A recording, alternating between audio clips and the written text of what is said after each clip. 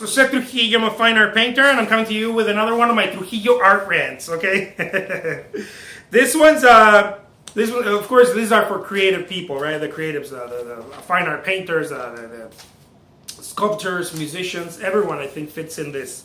I believe so. I don't know. You find out. This one is I won't sell it for under X. Maybe you caught yourself saying that. I've caught myself saying that.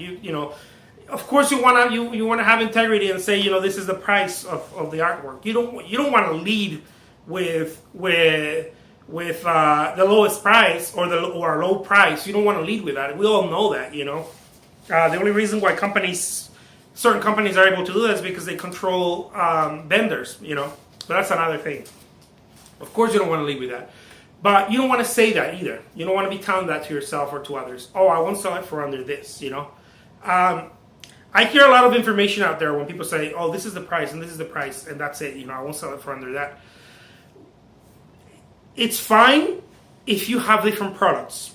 What happens is that many artists, and this is what's happened. This happened to me and to friends of mine when I started, is that they only had one product. They only had certain paintings, a certain size. And that was it, And then when people approach them, they're like, "Oh, I'd like to buy that painting. What is the price?" And then they look at the price and they're like, "Oh, I can't afford it right now."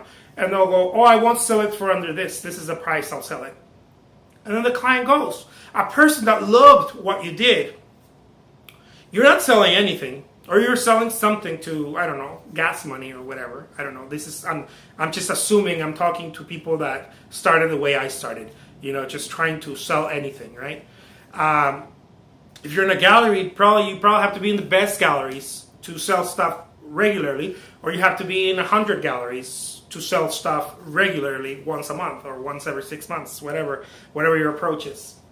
I often found this, someone would come we used to share studios with other artist friends. I learned a lot about the way artists think, being in shared studios.